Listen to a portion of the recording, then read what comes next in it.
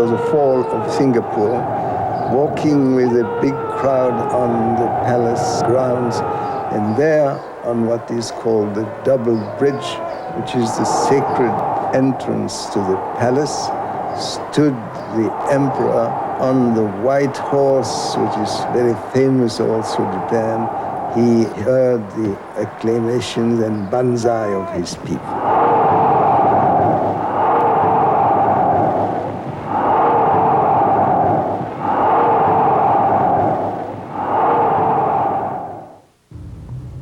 What responsibility, if any, does the late Emperor Hirohito bear for the planning and the conduct of the war in China and then the war in the South Pacific? I'm Robert Krulwich, and journalist Edward Baer, veteran foreign news correspondent for Newsweek magazine, has tried to answer this question. His film is called Hirohito Behind the Myth. It is produced by the British Broadcasting Company and has generated a great deal of controversy in the 20-some countries where it is being shown. At the end of the film, which runs 65 minutes, I'll ask two prominent Japan specialists for their reactions and then give Edward Baer a chance to respond. Now, Hirohito Behind the Myth.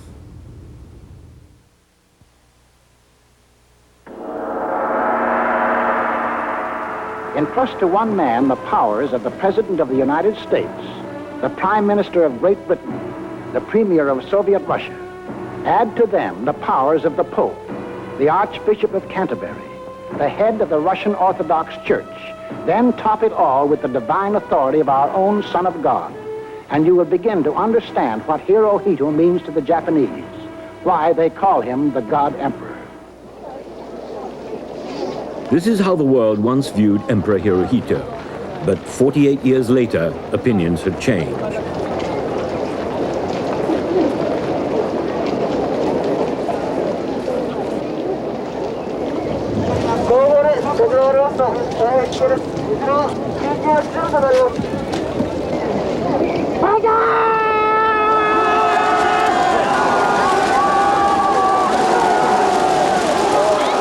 He was now a kindly old gentleman, a benign father figure.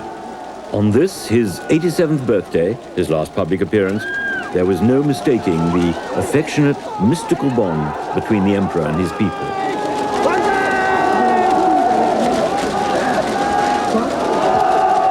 Most people think of Emperor Hirohito as the peace-loving marine biologist reluctantly forced into war, a prisoner almost since childhood of his military machine.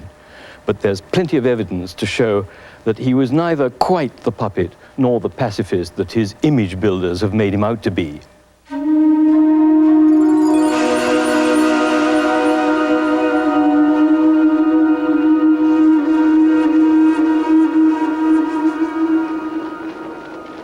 It was this huge gap between the emperor's wartime image and his later record as a pacifist that compelled me to take a closer look at his long life.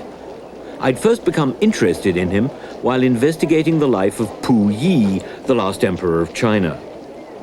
Chameleon-like, Hirohito seemed to assume different personalities at different times. I discovered a wealth of contradictory detail in Japanese documents and historical records in Tokyo that had been ignored or perhaps deliberately overlooked. The official view is that Hirohito always was a puppet emperor and didn't know what was going on.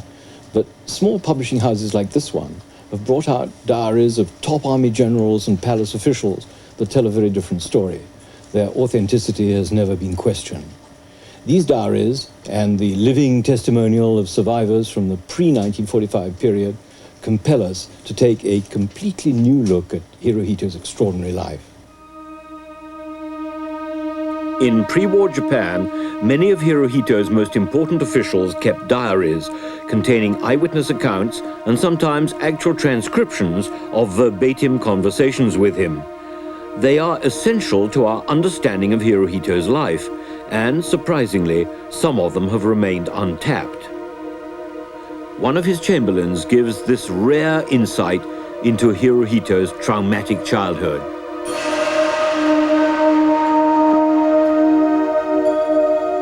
The young prince has a hunchback mentality. His reflexes are slow, his fingers are clumsy, even buttoning up his uniform takes time. To help the prince's posture, He's made to sit in a special chair for hours. The Grand Master of the household is also worried about his eyesight. To improve it, the prince is made to gaze at the horizon every day. The court doctor wants him to wear glasses, but the Grand Master objects.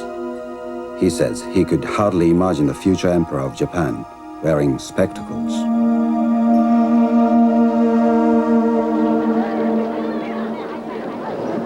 Hirohito was born in 1901. Japan had the veneer of a modern country.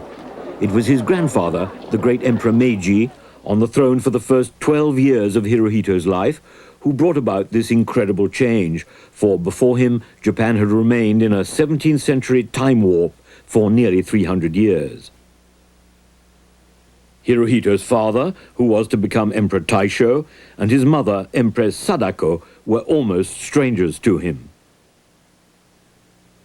Taken away from home when only 70 days old, as imperial tradition required, Hirohito was brought up by guardians, always reminded he would eventually reign over Japan as the 124th descendant of a dynasty that went back over 2,500 years.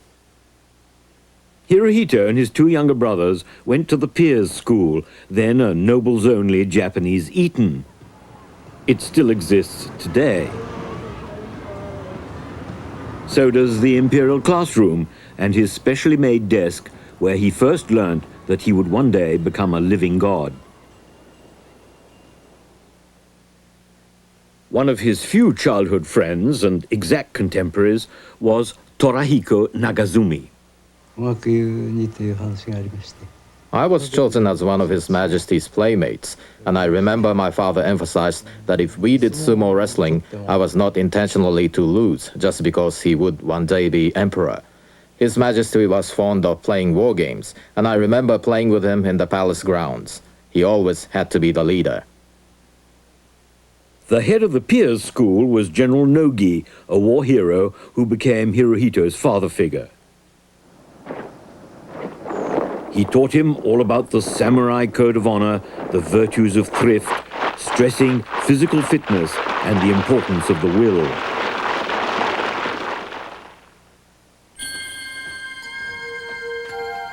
Young Hirohito had just learned that his grandfather, Emperor Meiji, had died. The day before Emperor Meiji's funeral, Nogi summoned the young prince to his study.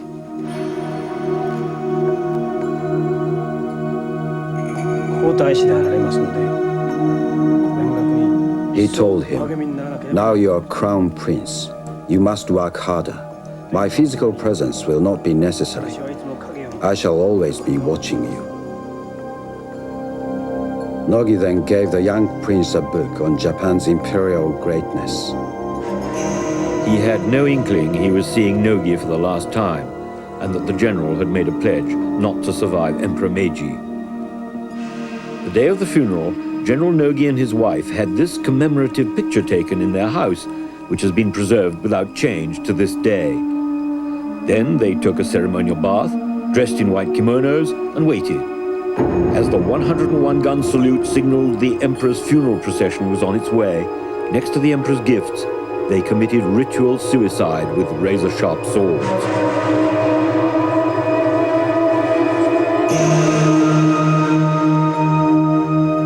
On hearing the news of General Nogi's death, all the crown prince said was, "Japan has suffered a regrettable loss."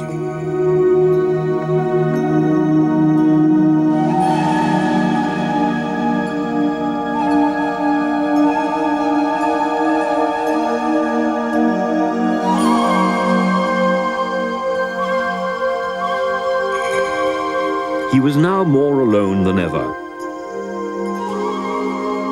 Over-deferential tutors and their lectures bored him.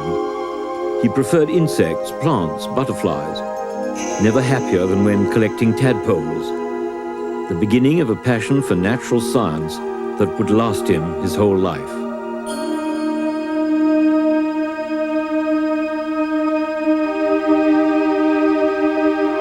But even these intensely private hobbies were marred by protocol.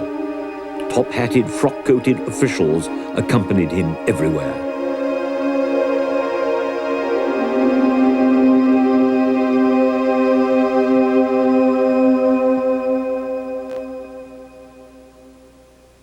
Hirohito's father, Emperor Taisho, had none of Emperor Meiji's greatness.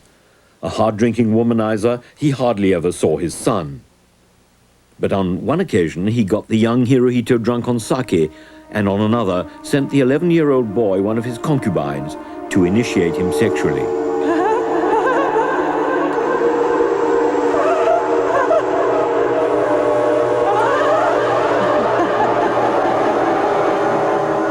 Hirohito hated both experiences so much that in later life he never touched alcohol and had all concubines removed from the court. He discovered his father was showing increasing signs of mental instability. This closely guarded secret soon became public knowledge at the opening of Parliament in 1915. Instead of reading his prepared speech, he rolled it up into a paper telescope and peered interminably at the assembled and embarrassed Diet members. The news of Taisho's illness spread throughout Japan.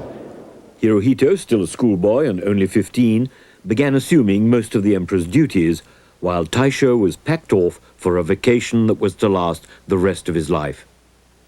3 years later, his mother felt that because he might shortly become regent, he should be married as soon as possible.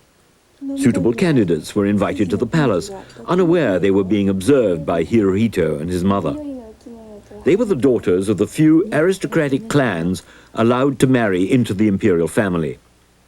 Rejecting the prettiest and the liveliest, Hirohito chose Nagako, a childhood friend. She had to pass innumerable tests. Doctors even measured her hips. Protocol decreed it had to be a singularly staid courtship. They rarely met over the next 4 years, their only romantic encounter a chaperoned walk in the palace gardens.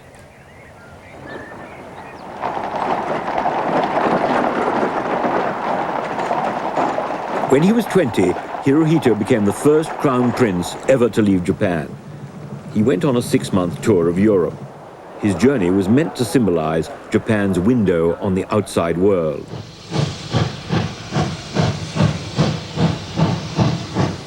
He later claimed he would never forget the friendliness and informality of the British royal family, especially the paternal affection shown him by King George V.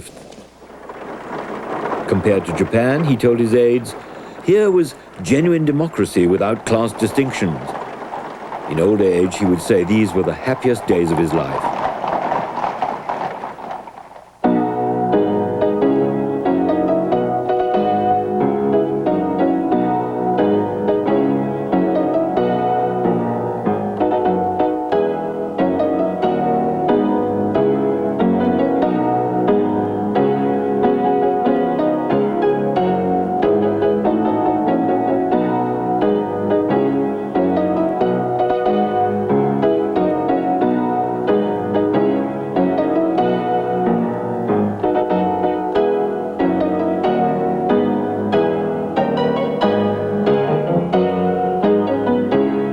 On his tour of recent First World War battlefields, his detailed knowledge of tactics and European military history amazed the French generals.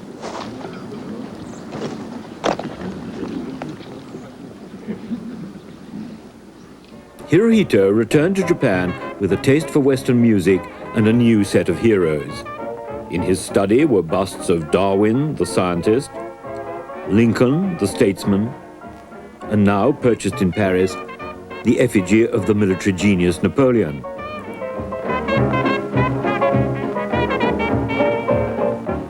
Like many of his compatriots, he was on a major European kick. The middle 20s in Japan were marked by sophistication and bohemianism. A spirit of tolerance was in the air. He dressed like an English gentleman. Inviting former school friends to a party at the palace, he urged them to forget protocol and treat him like one of themselves. On his return, I was invited to a party at the palace. His European trip had broadened his experience, and he stood taller. The tolerant cosmopolitan mood didn't last. The end of Japan's golden age happened to coincide with Hirohito's marriage. They were an affectionate couple, but Nagako had a problem. Her first 3 babies were girls who couldn't inherit the throne. Palace officials hinted she should step aside while Hirohito fathered a male child with a concubine. To Hirohito's and Japan's relief, her fourth child was a boy, Akihito. Hirohito was now emperor. His father, Taisho, had died in 1926. To take the people's minds off Japan's grave economic difficulties, the enthronement was turned into a huge pageant. At the ceremonies in Kyoto, Hirohito officiated as the high priest of Shintoism, the state religion. By the time they were over, he was a living god. His first duty as emperor was the lone pilgrimage to Ise, Japan's most sacred shrine. Here the relics of the sun goddess Amaterasu were kept. Only the emperor could go beyond the white curtain to commune with the spirits of his ancestors. He was turning into an increasingly remote, inaccessible figure.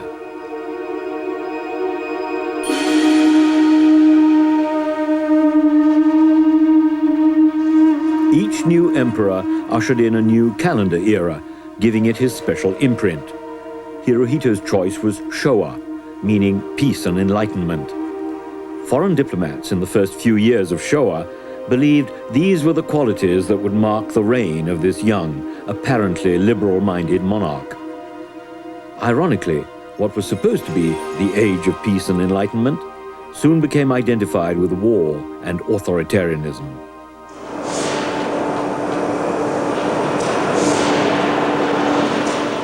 By this time, in the early 30s, Japan had become a first-class military power, but this was only achieved through austerity and belt-tightening. Because of the world's slump, Japanese workers' living standards had dropped. The military blamed the industrial conglomerates and the foreign powers. They felt Japan had a divine right to colonize her neighbor, China, and that only this would restore Japan's prosperity and greatness. Under an, at first, slightly reluctant emperor, Japan invaded Manchuria in northernmost China in 1931, turning it into her industrial satellite. Puyi, the last emperor of China, became Hirohito's man in Manchuria and one of the world's most despised traitors. At Tokyo, the Emperor of Japan meets the Emperor of Manchukuo. Kang Te is received with the strictest ceremonial and is presented to the diplomatic corps with the Emperor of Japan performing the introductions in person. Both had been groomed to be sons of heaven and were totally insulated from the everyday world. Puyi was the born loser, Hirohito the born survivor. Publicly, Hirohito disassociated himself from any military aggression, but he decorated and promoted the Japanese colonels who had seized Manchuria.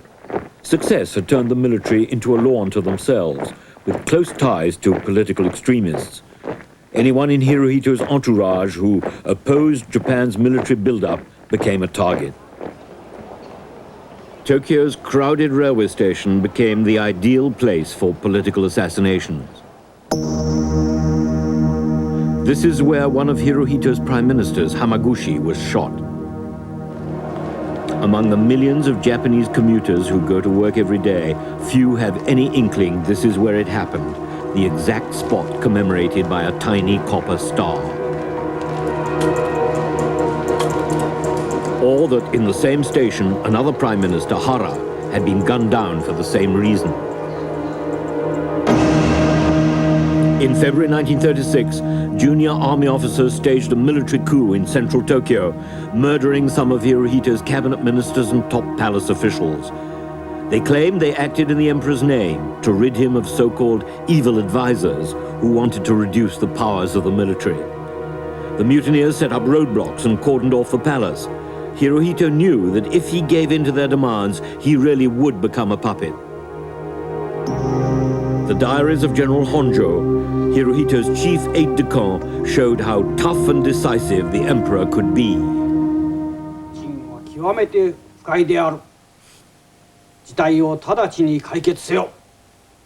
I have never seen the emperor so angry. He told me the incident had to be put down as quickly as possible. I tried to explain the activists were only thinking of the good of the nation. 御国のためを思っての行動であります。決起ではない。反乱である。 Not activists, rebels, the emperor said.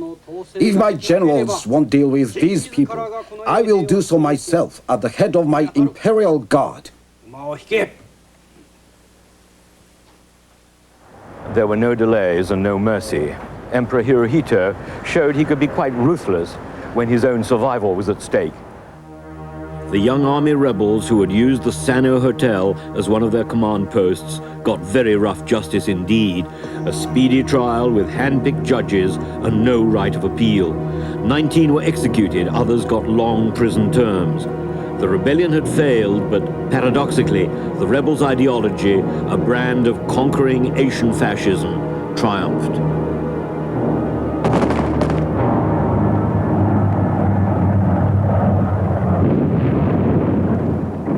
Hirohito felt the only way of preventing more coups at home was to give his army a free hand in China.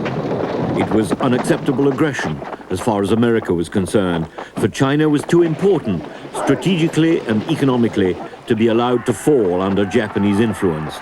This was the first major step towards direct confrontation and Pearl Harbor. Hirohito's apologists claim his generals tricked him into going to war, but as the record shows, his only criticism was that they weren't winning fast enough. Japanese atrocities shocked the world.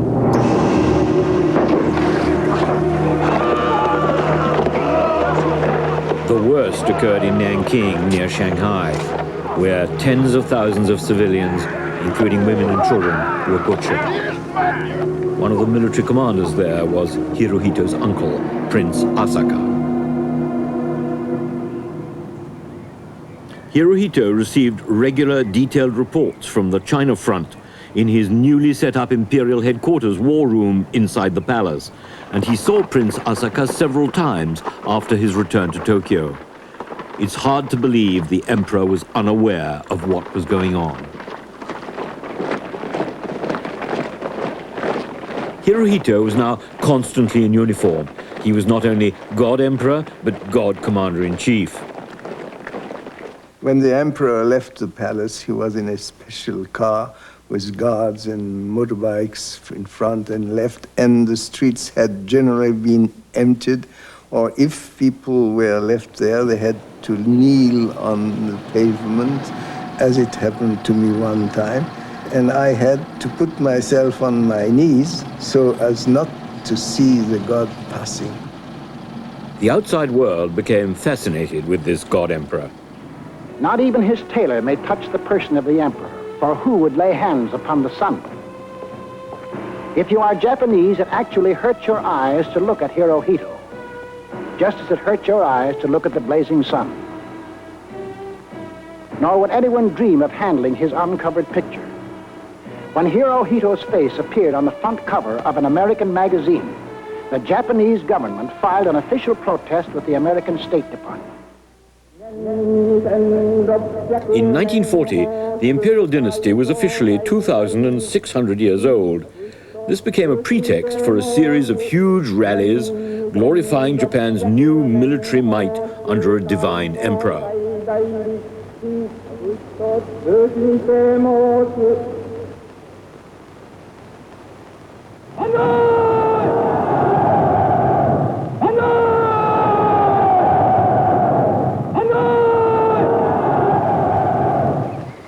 The state religion, Shintoism, was used to stress the mystical link between the emperor and his people and the innate superiority of Japan. The Japanese people now took for granted that because they were descended from the gods, they could not fail to triumph over their enemies. Indoctrination started almost at birth. Military training began at the age of 6. Train them not to be good men and women, but good soldiers of the emperor.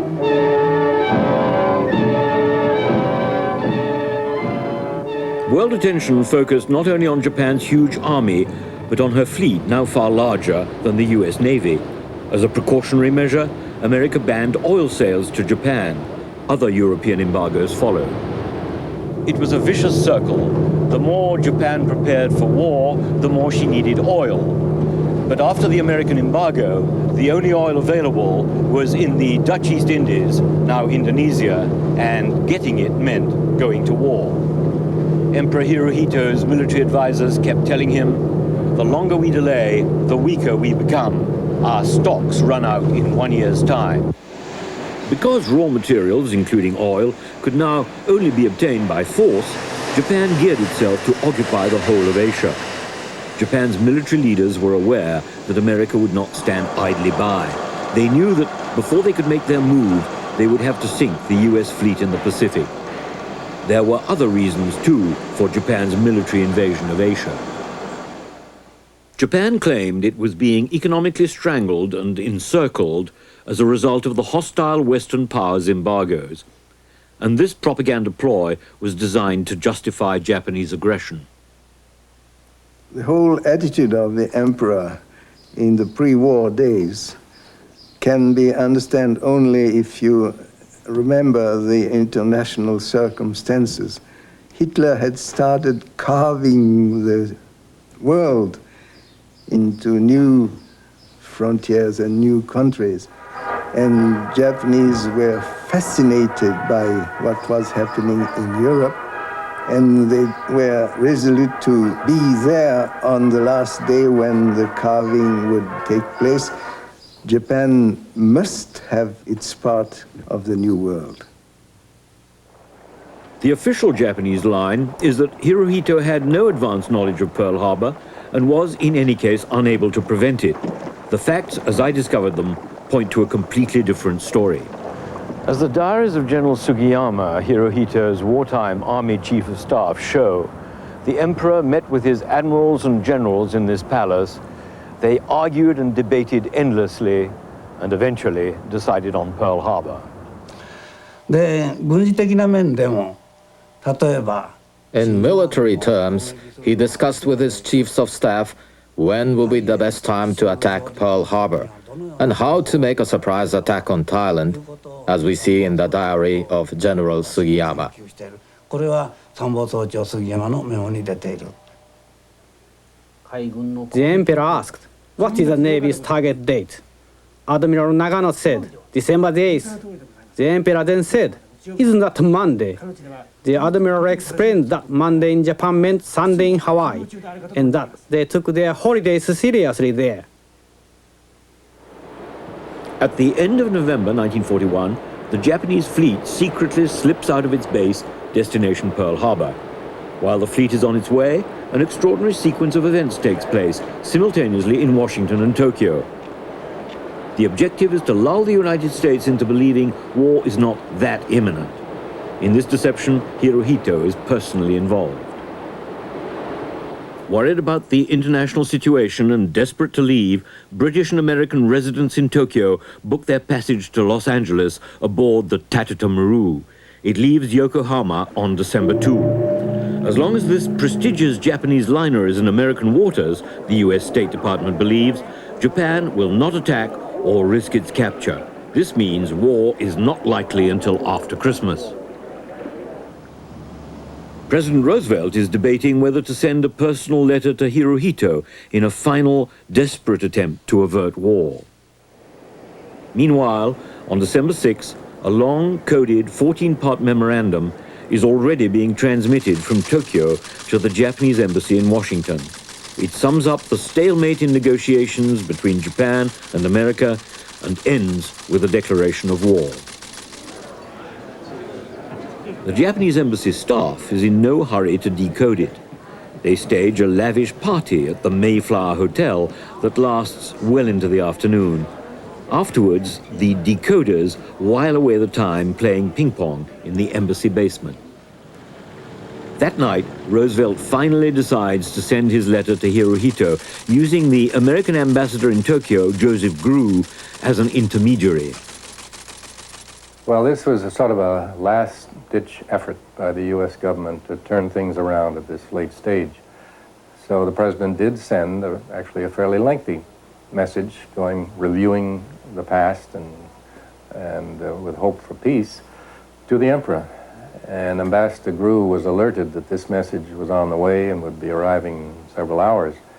Actually, it was quite a good many hours, about 11 o'clock in the evening, before the message was received from the Japanese telegraph office, and then it had to be decoded. After taking the letter to the Japanese Foreign Ministry, Ambassador Grew waits in vain for Hirohito's response. As the diaries of Marquis Kido, the Lord Privy Seal, show, Hirohito discusses the Roosevelt letter with his advisors and decides to ignore it. Hirohito knows Japanese planes are already gearing up to raid Pearl Harbor. In Washington, the Japanese ambassador leaves for the State Department to deliver the 14-point memorandum.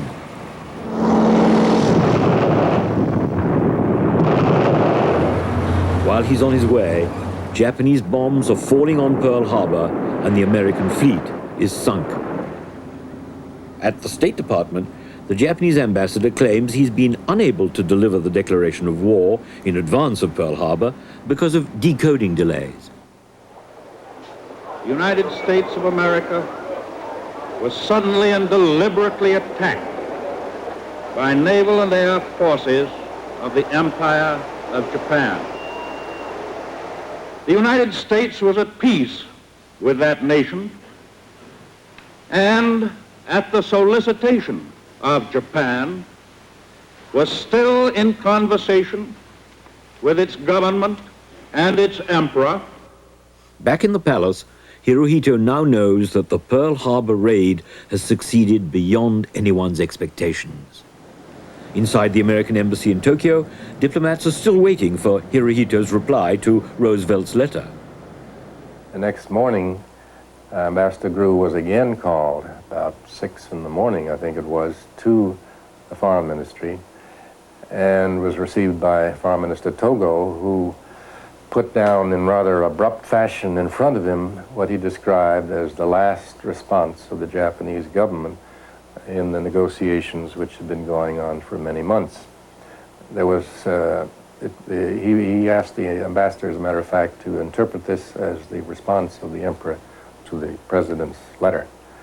And that was more or less the end of the meeting, except that Togo said nice things to Grew about their long cooperation, working together for peace. No mention of the attack on Pearl Harbor, which had occurred. As part of the pre-arranged plan, the Tatita Maru, after making a huge, aimless circle of the Pacific, returns to Yokohama. Its British and American passengers are promptly interned.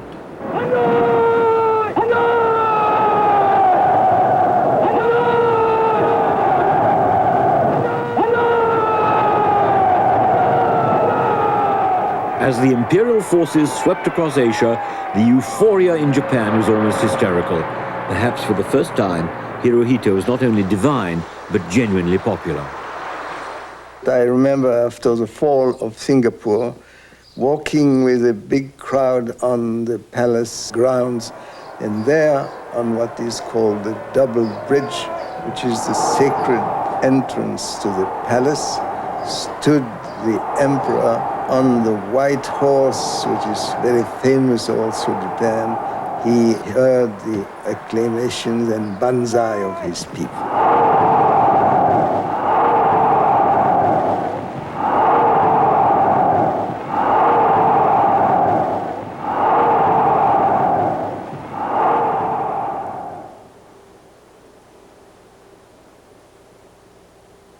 The emperor was smiling broadly and tearful with joy.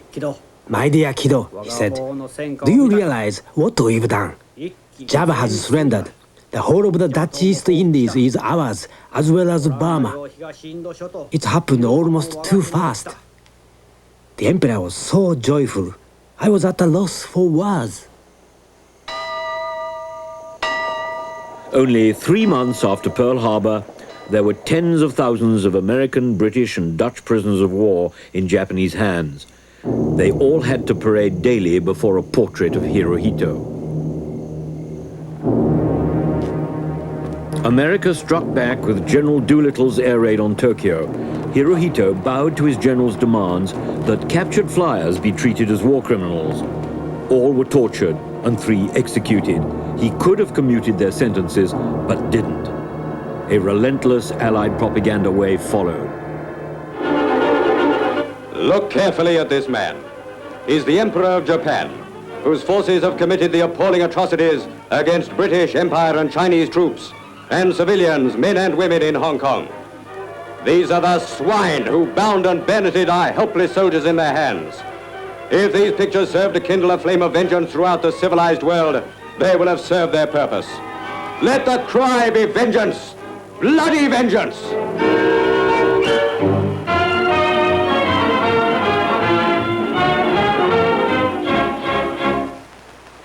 They say trouble always comes in threes. Take a good close look at this trio.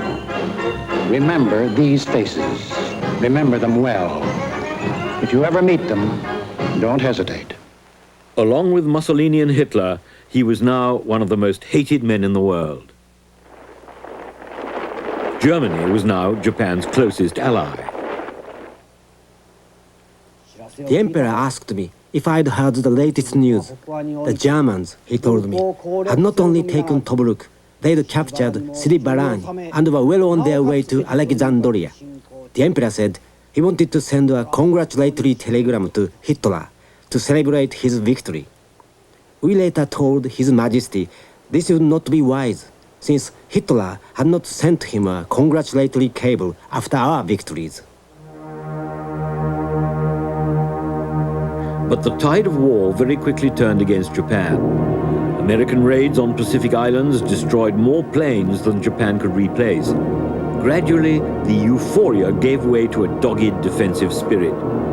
As the Kido diaries show, Hirohito continued to be undaunted, urging his generals on to victory. The American air raids brought the realities of war home to everyone, despite reassuring official Japanese communiques. They went to deliver America's first air blow against the heart of the Far Eastern enemy, the Jap capital, where resistance was incapable of meeting the needs of the moment. Military targets were scrupulously selected. The Imperial Palace was seen, but carefully avoided. There was a decision in the U.S. government that we would not bomb the Emperor's palace. It was a sort of an easy decision to make because Ambassador Grew and others at that time were already urging the importance of allowing the Japanese people to retain the Emperor after the war, and also to have caused any harm to the Emperor would have stirred the Japanese up like a nest of hornets and much increased their fervor for the war. Hirohito started spending more time inside his palace air raid shelter, built like a huge bank vault with 10-meter-thick ferro-concrete walls. Every bereaved family got a condolence letter from the Empress. As casualties mounted, and as the ashes of the dead came back in ever-increasing numbers, military propaganda deliberately stressed the nature of the mystical bond between Hirohito and his soldiers.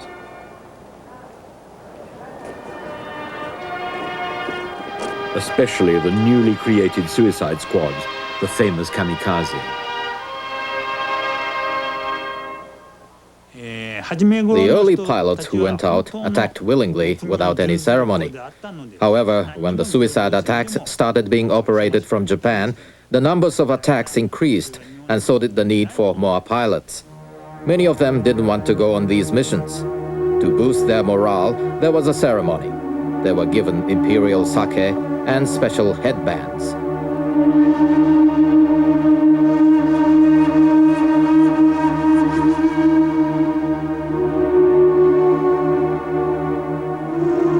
They went out on their mission thinking that it was their duty to die for the Emperor.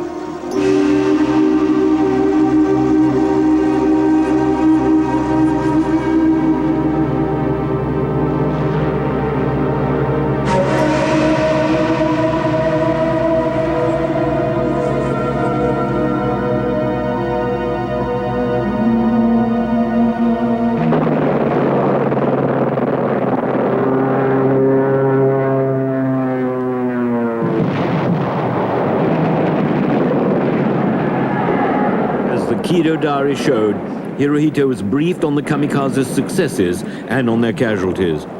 I wonder whether it was necessary, he said, but they certainly did a wonderful job.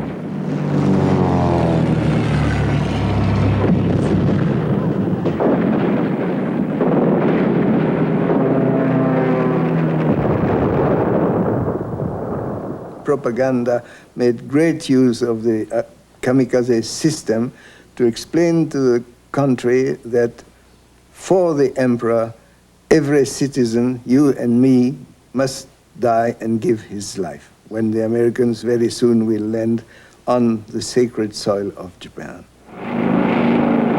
The American forces were closing in. This was what some of Hirohito's advisors had predicted, but in the past they had been ignored. MacArthur, as they had warned, started using the recaptured Pacific Islands as bases to pound Japan from the air. Casualties and destruction were horrific. On one single night, March 9, 1945, over 120,000 civilians were killed in Tokyo alone, burnt alive in terrible firebombing.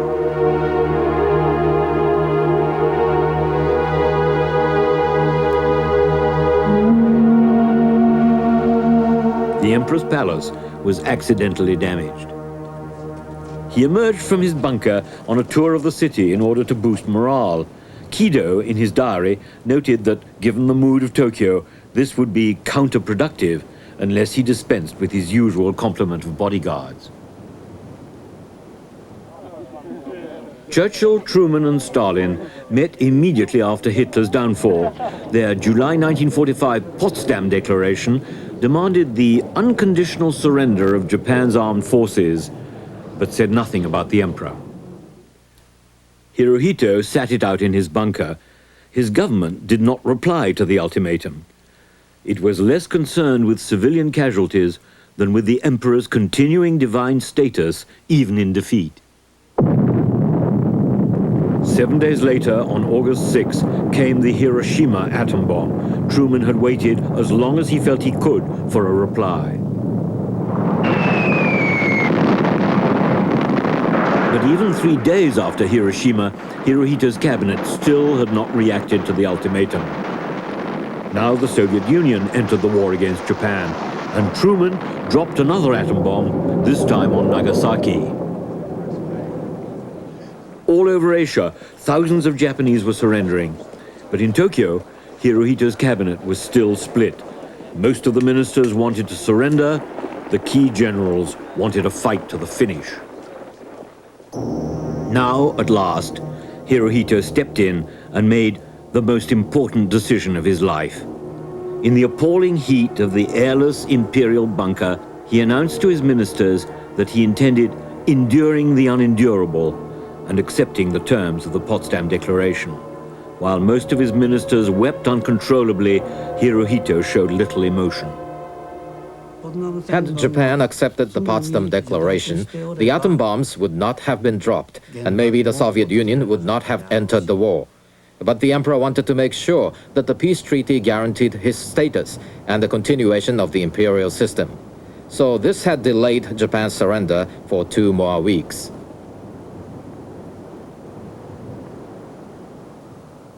Hirohito emerged from his bunker to broadcast his decision to his people. Shizuto Haruna was part of the team that went to the palace to cut the emperor's surrender speech record. We had never heard the sacred voice of the emperor before. To me, this was the voice of God. Therefore, we were very nervous during the recording and wondering whether we were doing the proper thing. That night, a handful of fanatical officers who wanted to fight on desperately tried to stop the emperor's broadcast by seizing the record. But next morning, a palace chamberlain disguised as a beggar smuggled the record out of the palace, across the moat, and into the studio. Morio Tateno was announcing the emperor's broadcast for 12 noon when the officer leading the rebellion broke in.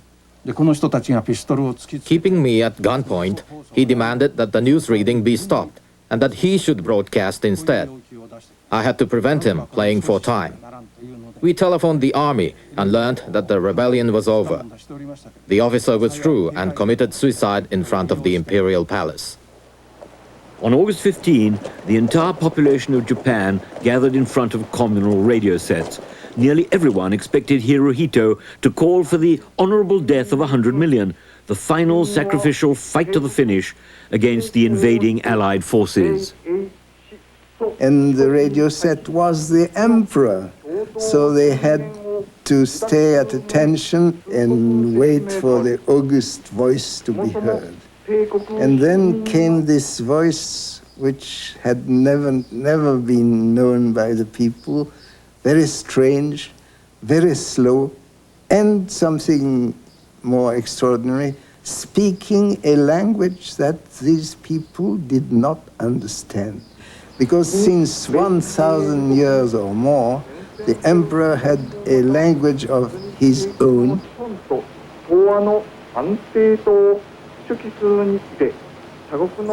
Some guessed what it was, that it was not an appeal to fight, but they had to put on the radio a spokesman of the army who came and suddenly in a clear language translated or explained what happened. Boys, it's all finished. We have to accept the Potsdam ultimatum for surrender. And then only the people started weeping and understanding what was happening. They really broke down, flew away inside their houses, and for 2 days, they just wept.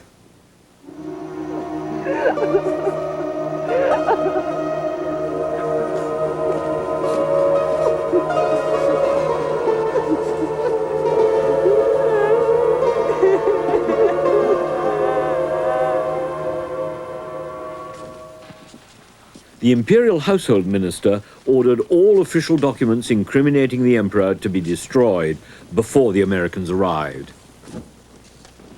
I now invite the representatives of the Emperor of Japan and the Japanese government and the Japanese Imperial General Headquarters to sign the instrument of surrender at the places indicated. Neither Hirohito nor any member of the imperial family attended or were made to sign. The emperor was already distancing himself from his ministers and generals. A few days later, Hirohito left the palace to visit the tomb of his father, Emperor Taisho, to apologize for losing the war. This was the last time he was ever seen in military uniform.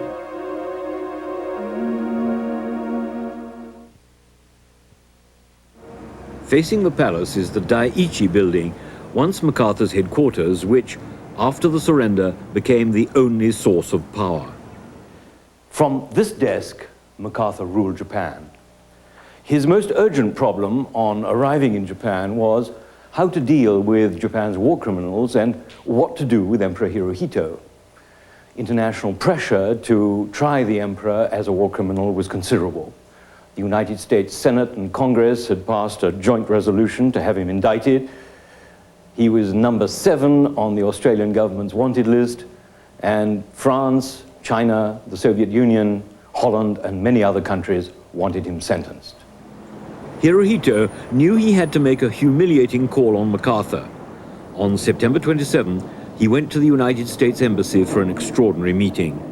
Out of curiosity, Mrs. Jean MacArthur hid behind a curtain to witness the proceedings. MacArthur's aide greeted him at the entrance. And, of course, the guards presented arms, and I saluted smartly, and the emperor bowed and extended his hand, and I could feel his hand shaking within my own hand, which touched me enormously. My first impression of him was how extraordinarily young and good-looking he was. I had not expected that. Perhaps I had seen too many wartime cartoons of him. At any rate, holding his hand, I sort of led him inside and took his hat, he arrived in top hat and morning coat, full formal dress, looking quite elegant. And as I led him in, MacArthur, who deliberately was standing there, you know, waiting for him to come in, strode towards him and said, "You are very, very welcome, sir." And I was astonished because it was the first time I'd ever heard MacArthur say sir to anyone. At any rate, the emperor bowed so low that their handshake was above the emperor's head, which was rather comical. The contrast between the huge MacArthur in ordinary fatigues and the small, nervously smiling emperor in formal dress was such that at first Japanese newspaper editors didn't want to publish this picture, which they considered disrespectful to their emperor. Hirohito had told MacArthur he was ready to take full responsibility for everything connected with the war. He had good reason to believe this would be turned down. MacArthur, whose top priority was a stable, docile, pro-American Japan, knew it was far more effective to enlist Hirohito's help as junior partner in the running of post-war occupied Japan. After the meeting, it was extraordinary. I'd never seen the general as moved as he was. And Mrs. MacArthur had come out from behind the curtains, and we stood there, and he put his arms around us, which had never happened before. And in his dramatic way, he said, "I was born a Republican. I was brought up on democratic ideals and Republican principles. But to see a man once so high, brought so low, grieves me." And with that, he walked up the stairs and left us just standing there. Overnight, Hirohito shed his divine status, deliberately appearing to the American press as an ordinary family man with a shrunken privy purse and a much reduced court. He was still uncertain as to his ultimate war criminal status. The arrest of Hirohito and his trial as a war criminal would have disintegrated the entire nation. General MacArthur gave great thought to that, and he said to Washington and to London that if this takes place, everything will disintegrate. They will retreat to the hills. There will be a guerrilla war which will go on for time unknown. 28 Japanese war criminals, including former Premier Hideki Tojo, go on trial in Tokyo to answer for the aggressive cruelty which they sponsored. The trial is comparable to that of the Nazi warlords in Nuremberg, and the prisoners are charged with crimes against humanity and peace, and finally with just plain murder. The biggest absentee, of course, was Hirohito himself, or any member of the imperial family. This greatly reduced the tribunal's credibility in the eyes of many of its judges and trial lawyers. But Emperor Hirohito was the subject of special interest before we left the United States. Up until departure time, the general thinking of the prosecution staff as far as the United States was concerned, there were 16 of us, was that he was the #1 on the list for consideration for trial. But a letter delivered plainside indicated otherwise from the White House, from President Truman to our chief of mission, Joaquin Anubi. He later became the chief of prosecution of the International Tribunal for the Far East, which tried the trials. I was told personally, do not attempt to interrogate any of the royal household. Many of Hirohito's top advisors weren't on trial either. Prince Konoye, once his closest friend and 3 times prime minister, committed suicide rather than face the court or implicate the emperor. So did General Sugiyama, his chief of staff, and his former aide-de-camp, General Honjo. Only their diaries survived. My feeling is that the emperor should have been tried from the standpoint of a lawyer. That is, if I were trying the case in the United States, that there was evidence enough to proceed to trial against him, and that had he been tried, he would have been convicted, most likely would have been hanged. But as a policy decision, prosecutors also being the agents of policy, I had no complaint with the decision of the 12 nations or the 11 nations concerned not to try him, and therefore we did not try him. Towards the end of the trial, there occurred a huge behind-the-scenes crisis when ex-Prime Minister Tojo, one of the principal accused, implicated Emperor Hirohito and almost had him indicted. Under cross-examination, Tojo said no Japanese subject would ever go against His Imperial Majesty's will. This implied that Hirohito could have called off Pearl Harbor and his generals and admirals would have obeyed. It made him out to be fully responsible for the war and shattered the notion that he was a puppet. The next day, the Emperor's top aides met in the palace and later held meetings with the chief U.S. prosecutor to discuss ways of getting Hirohito off the hook. It was decided that a palace emissary would come here to Sugamo jail to get Tojo to retract. He refused at first, only changing his mind after huge pressure had been put on him in the name of the Emperor. In a completely stage-managed cross-examination, Tojo swore the Emperor had always been a man of peace and never wanted war. It didn't do Tojo any good. He and 6 others were sentenced to death and hanged. To make the point that he felt no responsibility for their actions, Hirohito sent a message to MacArthur to tell him not to worry. He had no intention of resigning.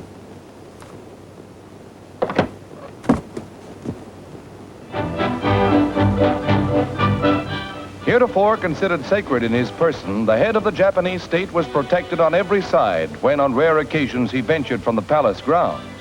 The occupation of Japan by United States forces dissolved the mysteries of the imperial household and brought the Son of Heaven face to face with his people.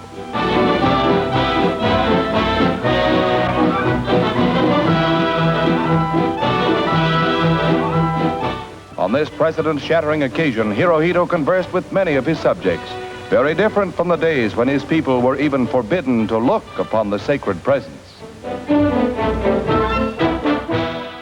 So it was the first time that the emperor had gone out onto the streets and met people face to face and visited factories, mines, and had to ask questions direct to the people. And this was unprecedented.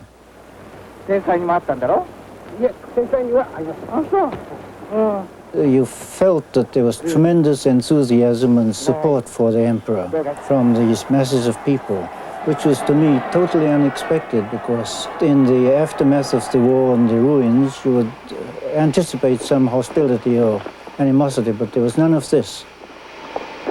Hirohito made more public appearances in 1 year than in the previous 20 years of his reign. He came across to his people as an intensely shy, uncoordinated, shuffling figure. His outings were all part of a deliberate campaign masterminded by President Truman. A directive from Washington to MacArthur read, "You are ordered to assist secretly in popularizing and humanizing the emperor. This will not be known to the Japanese people." We did certain behind-the-scenes things to demystify the emperor, such as we required the Japanese to put on a performance of the Mikado, Gilbert and Sullivan's Mikado, as if that would have any effect.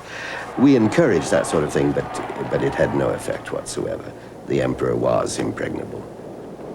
Hirohito became a purely ceremonial monarch, his role defined by an American-drafted constitution.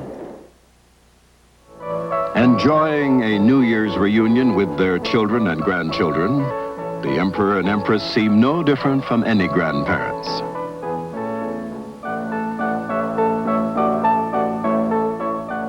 When he did finally come under the international spotlight again in the 70s, his image, as projected by the Japanese government, was that of an ordinary middle-class family man and keen natural scientist. This first state visit for an emperor and empress of Japan to the United States is an historic occasion with profound importance. Hirohito, like Japan, had become respectable, his image benign, his past forgotten. Disneyland gave him a Mickey Mouse watch. Back in London, 50 years after his earlier visit, he was reinstated in the Order of the Garter by Queen Elizabeth. But some people in Europe rejected this post-war image.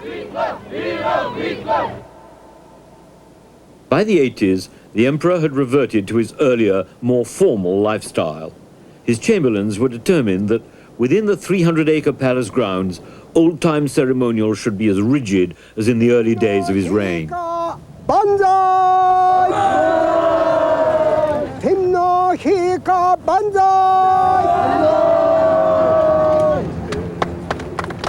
To the old, Hirohito was someone who shared their grim wartime experiences and brought the war to an end. Japan's history books avoided any mention of his wartime role, so the young knew nothing about his real past. The Japanese society is supposed to be very free, democratic, open society. But still there are few taboo, which means we couldn't talk about emperor and emperor's family or imperial system openly, particularly what the Emperor Hirohito did in the past, and particularly how he started war and what kind of responsibility he has about starting the war. In Japan, to write about Emperor Hirohito's responsibility for the war is very difficult, even if it is based on historical fact. If we insist on doing so, persecution by the right wing is certain.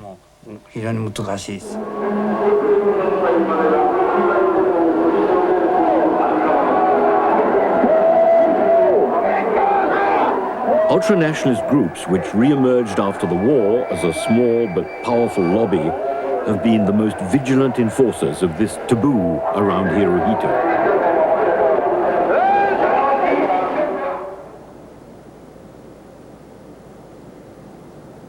But it's not just the extremists who are mourning his death.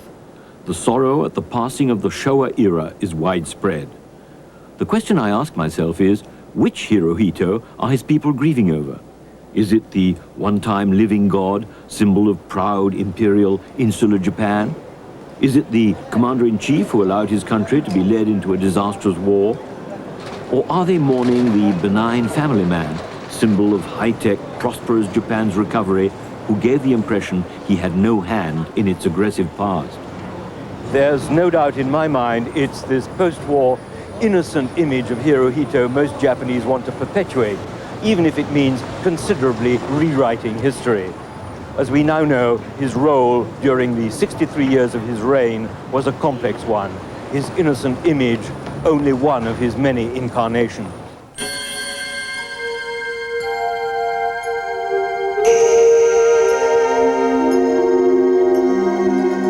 In fact, his entire life was a closely controlled royal performance. Despite the existence of his own diary, his chamberlain's daily record of his activities, all mementos lovingly preserved, it's unlikely we'll have access to them or ever know the whole truth.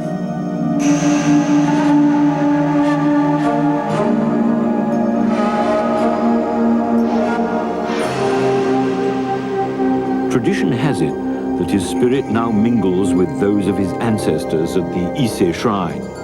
In death, he has once more become a god.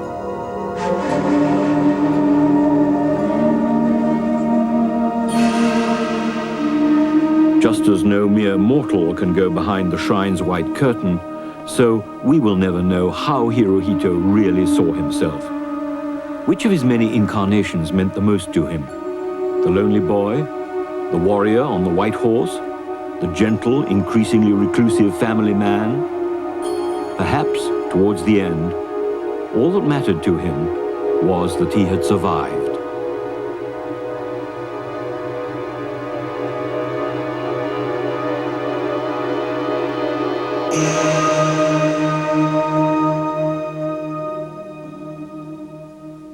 You've been watching Hirohito Behind the Myth, a film by Anthony Geffen, written and narrated by Edward Baer. I am Robert Krulwich, and Edward Baer is with us now, closer, as well as Carol Gluck, professor of Japanese history at Columbia University, who specializes in modern Japan, and Akira Irie, professor of history at the University of Chicago. Welcome to you all. Carol, I'm going to start with you. I guess, having just watched it, the first question I want to know is what's wrong with it? You're a professor? Well, my first answer, I think, is going to be what's right with it. All right. And I think what's right about the film is that it opens up to history a controversy that is very important, the controversy of what responsibility for World War II, and controversy is a very good thing for history. What's wrong with the film, I think, is in a way the best thing about it, which is it's far too simple. I think that by assigning the emperor individual responsibility for the war, it lets everyone else off the hook and exonerates the system, which is composed of people who faced choices and turning points and made decisions themselves. So that the emperor, I think, Mr. Baer, is neither puppet nor mastermind, that he indeed has war responsibility, but not all of it, nor does he not have any of it, and that a lot of other people also have the responsibility that those of us who are writing about history should, I think, confront. Do you have a feeling that you put a little too much weight on one man in order maybe to redress a balance? Well, it was, after all, a film about Hirohito, so we did concentrate on the emperor himself. What struck me when I started research on this was that there was a political decision back in 1944, while the war was still going on. And that political decision really had nothing to do with any kind of morality or any kind of justification for what happened later. It was simply that the decision was made at the very highest level that Hirohito would be needed after the war. And this was done way back in January 1944 when these conferences occurred. And then later, after MacArthur had arrived in Tokyo, it seems to me that not only was there, of course, a decision taken again by MacArthur that Hirohito was needed, as I indeed believe he was, for the stability of Japan, but a kind of rationalization seems to have taken place. Then a number of scholars, including the first post-war generation of American scholars, then it seems to me found a moral and intellectual justification for what had been originally a political act. Let me go notice the things out loud that I noticed about this film. I was sort of surprised, certainly on Pearl Harbor, a matter of some interest to American audiences. In your film, it looks as though the emperor was actively involved in the planning of Pearl Harbor, quizzed his ministers and generals closely about it, and you're given the impression that maybe, but for him, it wouldn't have happened. Maybe he could have stopped. Is that a fair?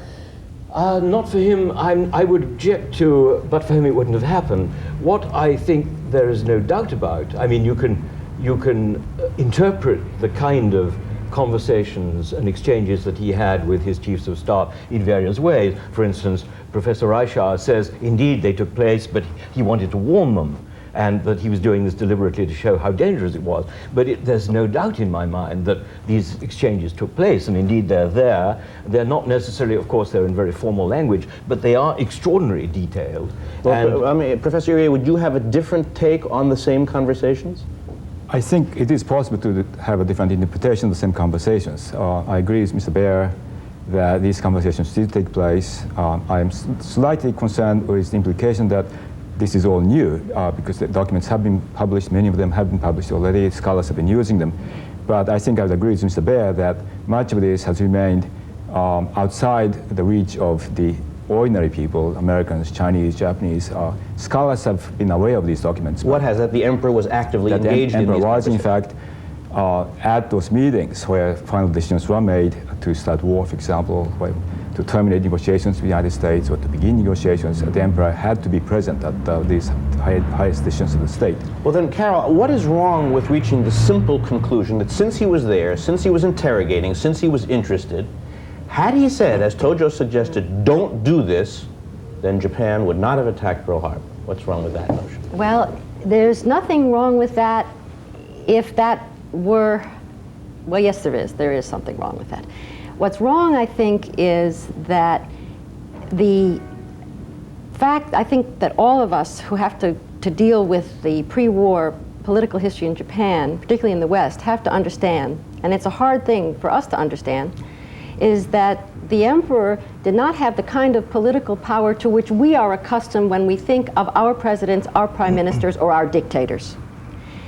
And that we have to understand what the Japanese, I think, do understand, that it is a question both of the individual emperor as a sentient, decision-making human being, and that of the system, which operated in his name, battled in his name, died in his name, and his divine name. And that it is more the latter, in other words, not that the emperor made the decision or could have unmade the decision for Pearl Harbor. That would have been a political act. But in his role in the system, that of ultimate spiritual or moral authority, that he did not make the kinds of statements that would have used that authority on behalf, let us say, of peace. That is what the Japanese call, in their debate on war responsibility, moral responsibility. Do all three of you agree that there were opportunities that Emperor Hirohito had back in the 20s and in the 30s and right up to 1941 that he could have exercised earlier, and that if he had the influence, the outcome would have been different? The war might have been different? Once in 1929, he does exercise some authority when he becomes very angry at one bombing incident. The murder of Jiang Zuolin, who was a Manchurian warlord, who was killed on his way back to Manchuria, and the emperor gets very upset about that. And his anger at the prime minister, Tanaka, who was also war minister, is said to have brought about the downfall of the cabinet. So he does act once in the 20s. He acts again in 1945, so I think one could legitimately ask the question of whether he could have acted likely, equally forcefully in 1941, or I would say even 1931, 32. What about the notion that most people read in college when they read the senior academics, both American and Japanese, suggest that the emperor was always signaling displeasure? He read poems from his grandfather saying, I don't think you people should be engaging in quite this scope of war. He used all of the, not the words, but the sort of belly-to-belly quality that Japanese are supposed to be so good at. Why don't any of the three of you accept that and call it that simple, that he did what he could, but he was not really a political actor here? Well, if I may, I'm not a historian and I'm not an academic expert, but it seems to me from the fairly extensive research that I've done about this is that Hirohito was in fact a man with perfectly understandable human failings.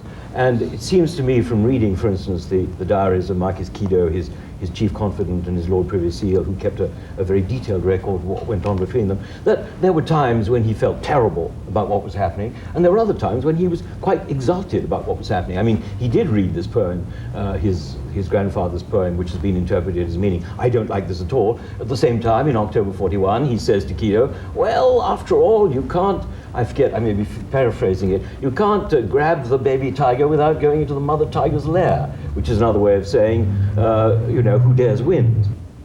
He is quoting extensively from diaries. He's also claiming that these are new sources or new material. No, I'm not saying they're new material at all, indeed. Or new, more extensive quotations. I'm simply surprised that I haven't seen parts of them elsewhere. Have you, gentlemen and ladies, seen these quotations elsewhere? I've seen these quotations. I don't quite think that that quote about the tiger and the tiger's den is the emperor's. I think the statement was made by somebody else. Yeah, it was but the Kido diary as a whole is quoted quite accurately, and other documents that are cited here are not fabrications. I think they're authentic. So is this new?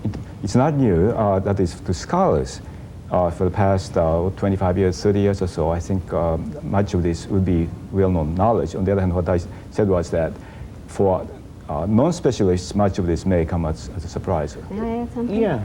I think that that's true in general, but in the Japanese newspapers that were published at great length, in the histories of the war and of the Showa era and of the emperor, in the days and weeks following the emperor's death, many of the quotations in your film were published on page 3 of the national newspapers, several of them verbatim, so that if... When?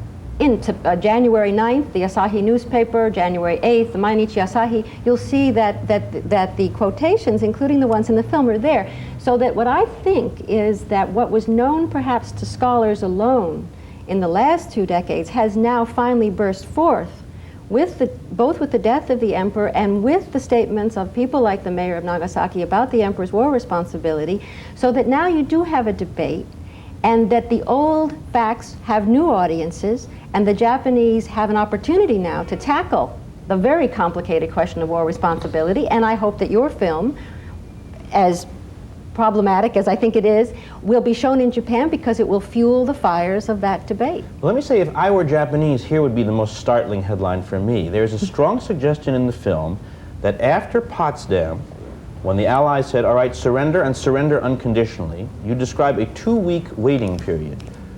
And it sounds like from the narration that it's Hirohito sort of working things out, and that during that time an atomic bomb drops on Hiroshima and then another atomic bomb drops on Nagasaki. Are you implying that it is Hirohito's fault that so many people died, at least in Nagasaki, if not in Hiroshima? No, I'm not. And I think that no one will ever implicate or diminish the emperor's great moment, which was at the time of August 14, to come to the decision that everything had to end. But you leave a strong suggestion that it was kind of late. What we did was, well, it's true that the Japanese government at the time tried to ignore, to destroy, what is the Japanese word, destroy the Potsdam Declaration by silence.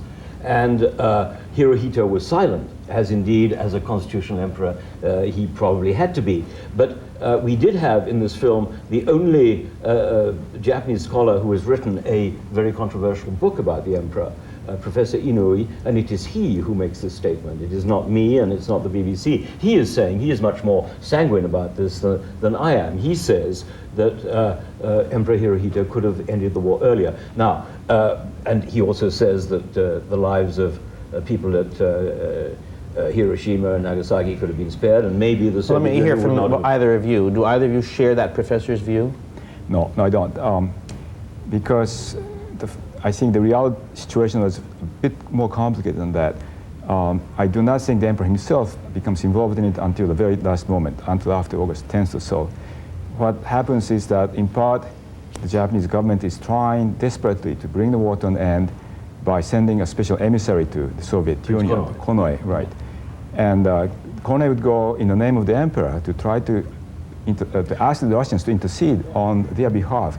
But this isn't the emperor sort of worrying about his survival that's sort of holding... That's something else. The survival thing is something that I think we ought to talk about. But as a factual thing, I think we ought to consider the fact that the 2-week delay was caused, I think, fundamentally because the Japanese adopted this very misguided policy of trying to get the Russians to intercede. I mean, how could they ever have thought that the Russians would intercede is a mystery. I think, if anything, I would blame that than the emperor himself or than other things for the 2-week postponement. Let me ask you a question about accuracy, since you are uniquely able to give us an eyewitness account of something that was in the film. In the film, when the emperor announces the surrender on radio, in the documentary, the Japanese people all seem at attention, listening to a radio, and they don't understand what they hear. It's an incomprehensible speech because they can't understand what the emperor is saying. Did you hear the speech? I heard the speech. I was 9 years old. And at that time, I think at home were my sister, my mother, my grandmother, perhaps my grandfather, and myself. My father was not there, but yes, I heard the speech. And you were only 9. Was it an incomprehensible speech to you? No, it was not incomprehensible. At least, even to a 9-year-old, at least part of that was comprehensible. To my elders, such as my grandparents, my mother, they got the gist of it. I think, even though it was kind of jumbled because of the bad static and things like that, but I think they understood most of what was being said. So it wasn't such an antique language or so mysterious that you didn't... No, it's the same language that he used, for example, for the declaration of war against the United States. It's that kind of language. It's official court language. Did people in your family cry for 2 days? Wept for joy. I mean, not for sadness. I mean, if we shed any tears, that was absolute for joy and relief. Well, Edward Baer, now, I can't really enlarge from this. This is one guy, after all, and one family, so I'm not going to... But do you worry that maybe some of your rhetorical flourishes were a little bit more than what Well, was we were required? going on, Robert Guillain, who is this delightful old gentleman who appears in the film, was Havas correspondent there all throughout the war, and he is married to a Japanese lady, and he was there at the time as an adult, and I tend to believe what he said, and when he said it was something that people didn't basically understand, and that an army spokesman was necessary afterwards to interpret what the emperor had said, I tend to believe him. But I think that, all right, perhaps it wasn't quite as incomprehensible as that, but I don't think that that rather minor point destroys the credibility of the film. I'd like to go back for a moment to the question of the 2 weeks and the end of the war. And reiterate that Hirohito the man and what he did in those 2 weeks is less important than the fact that a number of people in the military and in the government did not accept the Potsdam Declaration for the sake of preserving the imperial institution. And I'm back to what I said before, it is terribly important to realize that the emperor system, or the imperial institution, and what it stands for, is the responsible institution and all the people who inhabit it, as well as the emperor himself. And in those 2 weeks, on behalf of preserving that institution, indeed, the end of the war was delayed. So you would indict a bunch of people, the emperor and his court and his aides, but not one man and not nobody? Or am I putting too many words into your mouth? I would not indict them, but it seems to me that if you're going to explain the mechanisms of war and the mechanisms of peace, particularly of a war as total as that of World War II, one has to look deep into the system, deep into the society, and wide among the leadership to explain how things came about. My last question has to do with the emperor in the future. Isn't there an advantage to having one in an age that is electronic, that deals with symbols? If you can get one that's mediagenic, that knows how to do well on TV. Yeah, which is another very important point. I mean, if he becomes just an ordinary human being, then there may not be much point in having an emperor institution. So I think it's a very tricky question. He has this imperial mistake is in part based upon the Shinto myth, and the emperor was the Shinto high priest, besides being just an ordinary human being and besides being head of state and so on. That Shinto high priest aspect was really played up during the funeral, and I think that's the one that Carol is worried about, and I worry about too, because the Shinto mythology was the one that justified the war. In the name of the god and the religious leader and somewhat military. Right. So but how couldn't can you get from, say, George III to Queen Elizabeth somehow? That's right. Somehow one hopes that it's happening. On the other hand, so long as they retain the Shinto business, I mean, that endless funeral processions, I mean, I think that is awful. But anyway, so long as the Shinto myth is there, and I guess there's no way to abolish that, right? So long as the emperor still is the high priest still. There is always this nagging the minds of some other agents that they're at it again. You know, they're trying to impose their mythology on them. So. You say it's happening because certainly the world is now watching it. Yes, I mean, the world's watching CBS, it, my own network's right. paid a great deal of attention. But are the players themselves, the protagonists, the new emperor and the new empress, learning their new roles? He's said to have wanted to simplify the Shinto part of the funeral, and I think it's a good thing. That he's aware of it. Even Shinto aside, Carol pointed out that the other day when we were talking that at one point someone plants a kiss on the empress's cheek. Both cheeks. Both cheeks, which would have been what, a mortal sin or a terrible crime or something 100 years ago? Robert Guillen was right in saying that we're not supposed to look at the emperor in the face. That's quite true, and we're not supposed to. Now they're kissing him on TV. Now one is kissing. Yeah, that's fine. I think that holds out all kinds of possibilities for the 21st century. I don't even begin to talk about it. Well, I hope that's the way it's going to go, and gradually that this mythological aspect would disappear. There's an issue of survival throughout this documentary. The word comes up. In fact, the documentary ends on that note. Will the emperorship, I don't know what the noun is, the emperorness, survive into the 21st century? And if it does, in what way? Diminished? Will it vanish? Probably to survive as a diminished institution. Now, I think it's very dangerous for historians to predict anything that's going to happen tomorrow, let alone the 21st century. Right. But it seems to me that we've got a very different kind of emperor. He was never proclaimed as having been divine or anything like that at all. He's a much more populist kind of emperor, I think. By no stretch of imagination could you accuse him of having had a hand in the war, aggression, atrocities. So that with that kind of a new kind of emperor, one could argue that by the same token, he may lack some of the charisma that used to be the center of the people's worship and reverence. And therefore, is it shrinking, or? I think it's shrinking. Not disappearing. Probably I would not go as far as to say it's going to shrink totally or disappear totally, but I think it would shrink. It may not be a bad thing. Carol? It's a little dangerous quality to have an emperor. I think it may well shrink, and people in Japan are talking again now, as I must say they did in 1927, about the Japanese imperial institution becoming more like the British royal house. But in fact, as happened in the years following 1927, the imperial institution and the system can be used, it can be abused, and it can be misused, certainly in the service of nationalism. And from that point of view, as long as it exists, it has the potential for ill use. And who does it scare? It probably scares the Chinese, the Koreans, and some Americans. It certainly scares anyone who endured the depredations of the aggressions of the Japanese in the 1930s and 40s. It may well, I think, be scaring the rest of the world now in terms of its being associated with Japan's extraordinary economic power. So a shrunken emperor is still a mighty institution in the Japanese symbolic political context. Well, I'd like to thank all three of you. We are out of time. I'd like to thank Edward Baer, who is the author of the docudrama we just saw, and Carol Gluck, the professor of Japanese history at Columbia University, or a professor of Japanese history there, and Akira Irie, professor of history at the University of Chicago. Thank you all, and I'm Robert Krulwich.